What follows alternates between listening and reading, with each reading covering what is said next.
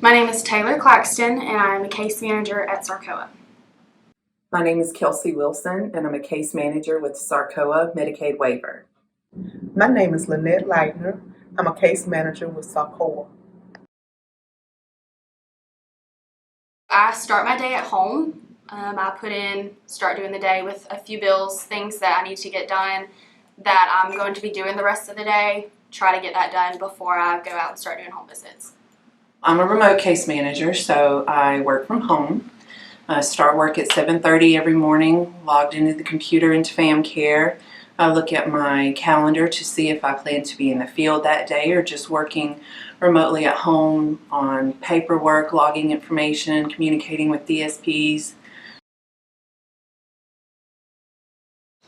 When we visit our clients, our visits are unannounced because we like to see our clients in their true environment.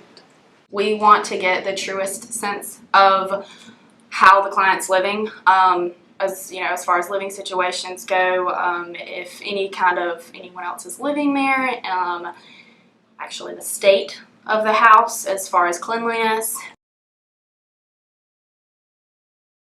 As a case manager, one of the things that we're looking for in the homes is to make sure that our clients are safe. What I typically look for at a home visit, aside from the living situation and the environment, really the client's mental status as well as their physical. So try to acknowledge any kind of bruising, or if they say that they had a fall and they have a bruise, and then you ask, well, did you seek medical attention? And they say no. Well, where did you get the bruise? And is medical attention something that we need to discuss? We're required to do a monthly home visit to check on our clients in their home, to monitor their services. We look for the safety of the home, anything that could pose a potential threat to our clients, to the workers, to ourselves. We sit down and talk with the clients about what their needs are, how their services are going.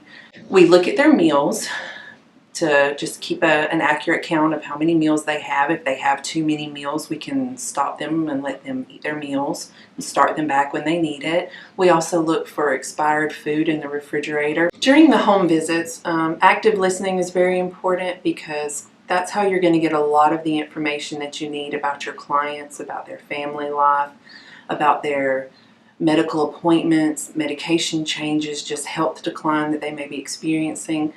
Some of these clients are lonely, they stay at home a lot, so their interaction with you is just so important. As a case manager, we are not here to pass judgment or inflict our opinion.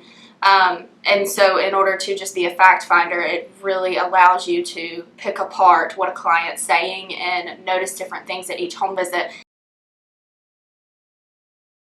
We are in our cars a lot as case managers. One of the things that I would share with a new case manager before you leave home in the mornings, to make sure that you have all the necessary things that you need for your day. You have to be very organized when you're traveling in your cars. Yes, we are in our car a lot. When you go into the field, you try to make a full day of visits. You don't just run out to see one or two. You try to make it a full day.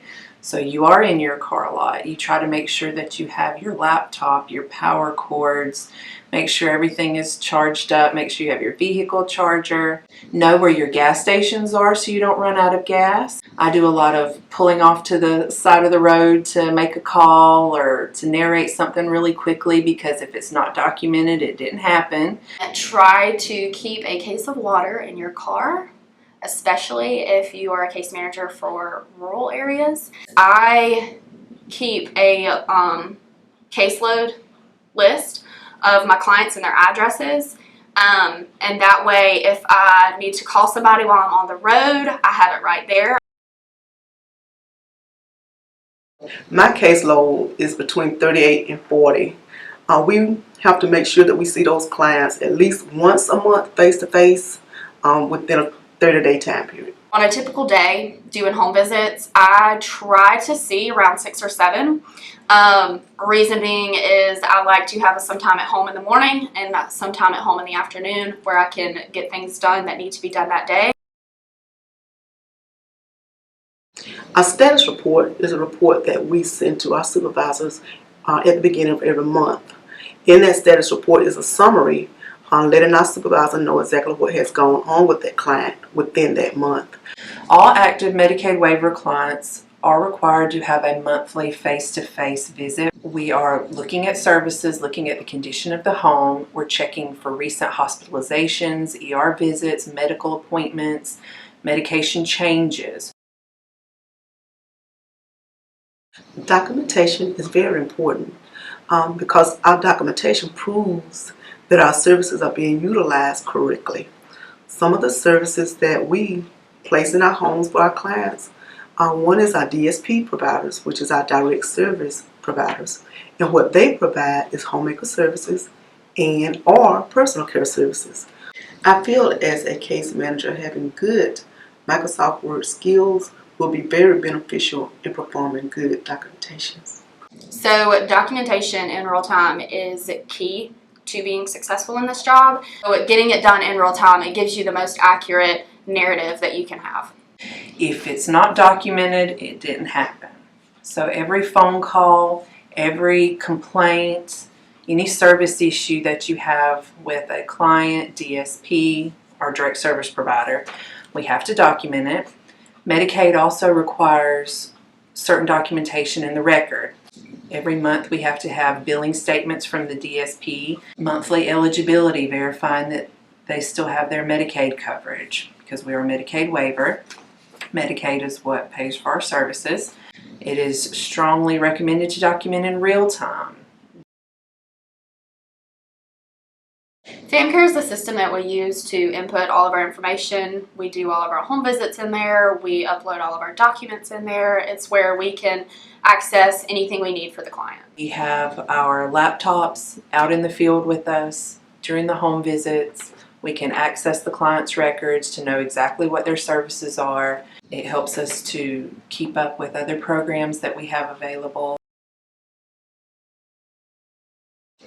As a case manager, the way that we communicate with our direct service providers is through email and also through telephone, so that we can make sure that they are providing the services that we requested, and also to make sure that our clients are satisfied with the services that they are providing. So a few ways case managers collaborate with direct service providers is one of the main ways is on the phone. You will be sending a lot of emails and receiving a lot of emails. But one of my favorites is the start of services, because you actually get to put a face to the name with as far as the people that work in the office and the workers, because you're meeting with them and you're actually getting to see who the person is that you're emailing and talking to on the phone. Also, we like to see the direct service provider worker in the home, so we know kind of how well they're doing and the services that they're providing are enough for the client. With case management, there is a lot of just looking at the facts. When we are monitoring our clients' services, our clients tell us if the workers are doing what they're supposed to do, if they're arriving on time, following the care plan and the service provider authorization. Clients may report something and the DSP reports something different, so we have to talk to the clients, talk to the DSP, try to find out what is the true status of their services. It is very important for case managers to communicate with their supervisors regarding services, emergencies, changes. Supervisors always need to be involved with making service change decisions. Supervisors are available through email, telephone, in-office meetings. We have monthly supervision, individual supervision as needed. It's just very important in that first 6 months to work closely with your supervisor. Case management time is billed. We bill in 15-minute increments, totaling 8 hours a day of case management time. We call it EVV billing, and that is where the case manager will go in and check every 2 weeks on a check rate date and make sure that the DSP has not only billed but also provided the services in the correct amount for the client. As a case manager, we check direct service provider billing every 2 weeks to make sure that they're actually providing and completing the billing for the client for the correct amount of services. So an annual deadline that we have is our fiscal year starts in October. So anybody that needs to be terminated in September, that needs to be done by the end of September. That way we start the fiscal year with a true solid number of how many clients we actually have. Every year our clients comes up for redetermination, and what that does is it determines whether or not the client is still eligible for Medicaid waiver services. In our documentation, we will state that the client continue to need our home health aides, or that client continues to need our food services, and that client continues to need that case management for the month. So redeterminations are due the 15th of the month prior to the redetermination. So if they are a February redetermination, their paperwork is all due on the 15th of January. As a new case manager, when you begin training, you will be in the office maybe 1 to 2 days. During that time, you will be learning FAM care. You will also learn the system, the computer system. They will also go over your redeterminations. You will learn about the assessments, and then you will go into the field. You will shadow. Out in the field, you will learn how to do your documentations. Also, you will learn how to communicate with the clients. There you will also learn how to use your skills, your communication skills, your observational skills, and also your listening skills. You are training on HIPAA, PHI, cybersecurity, our basic policy and procedures for the Medicaid waiver program.